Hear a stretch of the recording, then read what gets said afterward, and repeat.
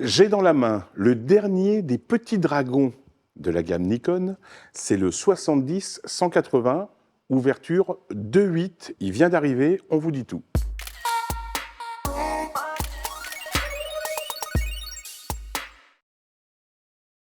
Salut, bienvenue sur Lovelight. Aujourd'hui, on se retrouve pour parler des trois petits dragons de la gamme Nikon.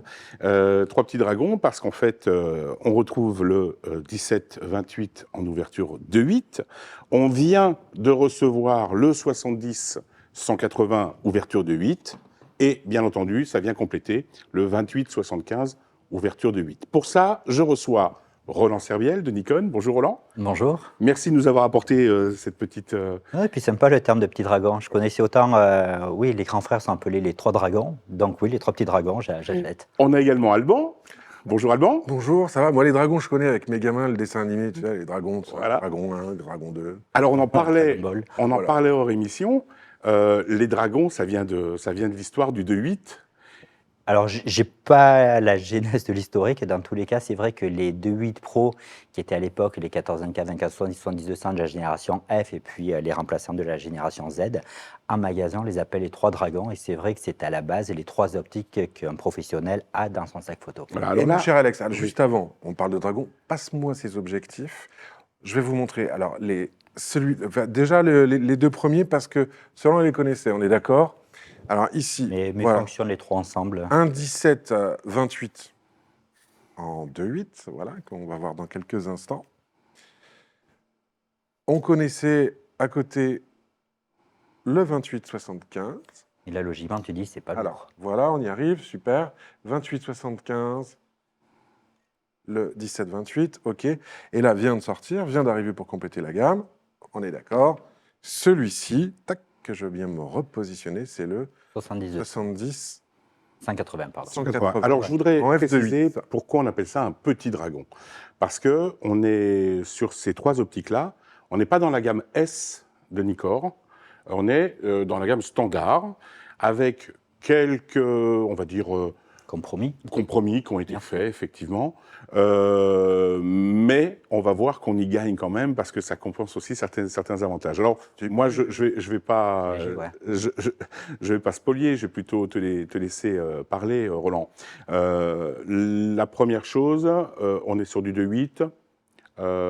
Qu'est-ce que tu peux nous dire tout de suite comme élément différenciateur par rapport aux autres gammes? Ben justement, la force, c'est d'être sur du 2.8 et du 2.8 accessible. Parce que jusqu'à présent, on était sur des optiques solides, etc. Je ne dis pas qu'elles ne sont pas solides, hein, mais sur des optiques qui n'avaient pas forcément de l'ouverture 2.8 dans ces gammes de prix-là.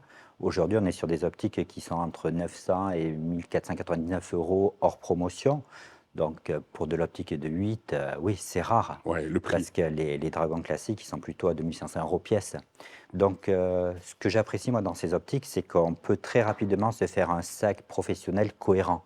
J'entends par là, quelqu'un fait confiance au système Nikon, un Z5, un Z6 II. Bah, s'il veut du 2.8, c'est peut-être logique de passer sur ces trois optiques-là. Alors, je voudrais enlever, entre guillemets, un bruit qui court, comme on dit. Ce ne sont pas des optiques DX, on est bien d'accord. Ah oui, non, Ce complet, sont ouais. bien des optiques que l'on peut adapter sur du plein format Bah, sur les deux, en fait. et sur du DX implicitement. 1500 euros de moins, effectivement, qu'une optique S. Un poids aussi allégé, forcément, puisqu'on Mais n'a pas le même matériau. C'est ce que témoignait Alban. Oui, tout à fait. Le poids est Ah plus oui, léger. Et C'est hyper léger. Ouais. Regarde. Tu peux jongler. Oui. Si tu sais jongler, tu peux jongler. C'est ça? Non, non, et puis c'est des compromis. Certes, elles ne sont pas stabilisées. Certes, elles n'ont pas une bague de mise au point manuelle plus importante comme les autres. Elles n'ont pas la troisième bague C'est ça, que deux l'on bagues, peut voilà. personnaliser.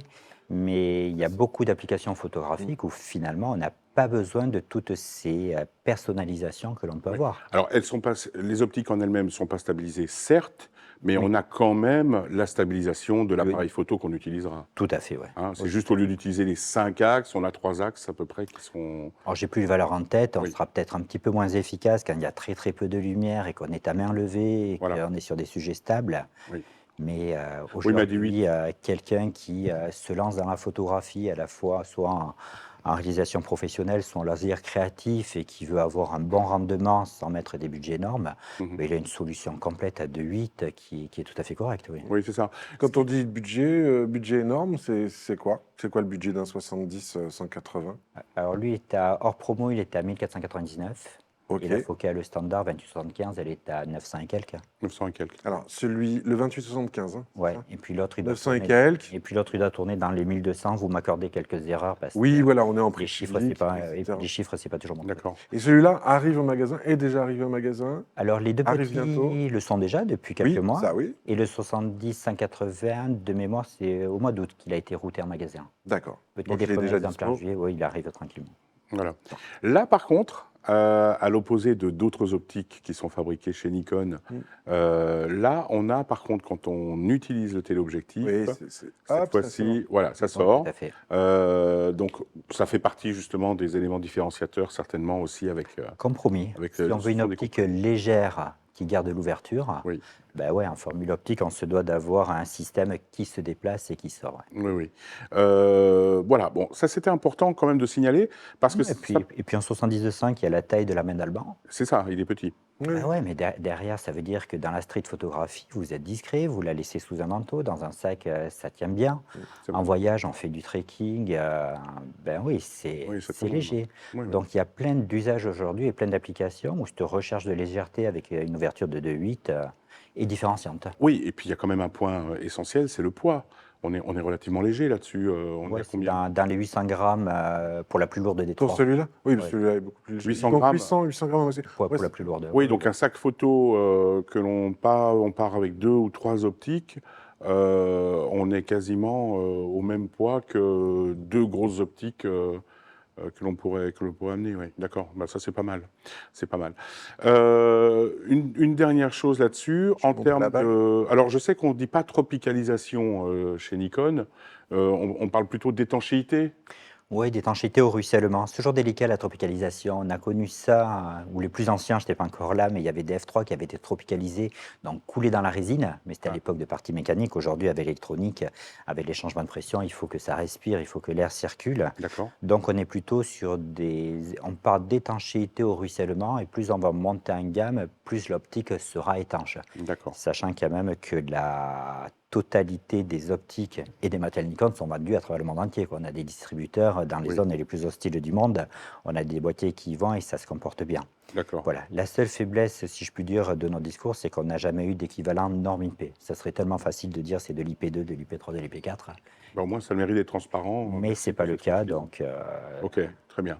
Voilà. Bon, je crois que c'est à peu près ce qu'on pouvait dire de cette petite gamme. non, Moi, mais j'aime beaucoup. potentiellement, juste pour finir par rapport Oui. à ces notions, parce que ça fait beaucoup parler les tropicalisations. Aujourd'hui, on s'est rendu compte qu'avec la montée du smartphone et puis l'arrêt finalement des appareils photo compacts et finalement, on est sur une grande premiumisation, montée en gamme, et finalement, toutes les optiques sont étanches. Oui. Sont Là, la capables, question ne oui. se pose plus. Oui, bien sûr. Aujourd'hui, en magasin, on ne pose plus la question de savoir est-ce que c'est tropicalisé. Oui, ça correspond à tous les usages que l'on a quotidiennement. D'accord. Ok, très bien.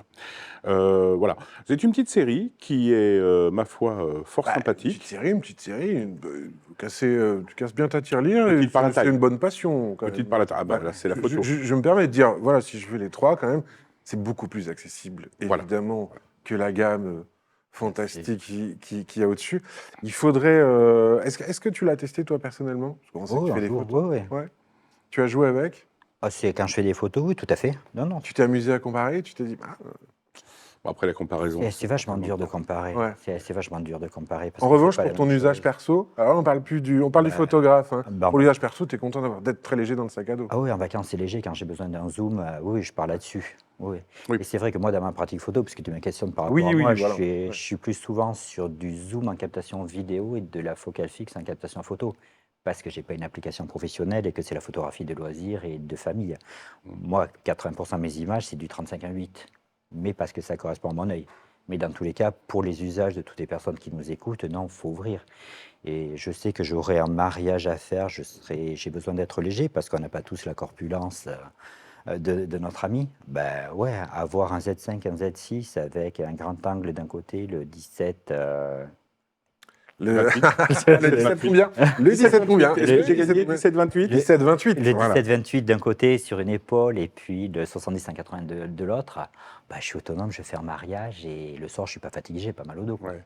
17-28, et ça, je pense pas que ce sera Alban qui me contredira, hyper utilisé en mode vidéo. Ah oui. En fait, c'est l'idéal. C'est tout petit, ça prend pas de place, c'est tout léger. On peut faire du film, du vlog, enfin ce qu'on veut. Ok. Merci Roland pour nous avoir amené tout ça. J'espère que vous en savez un petit peu plus sur cette gamme. Les petits dragons, moi j'aime beaucoup l'expression.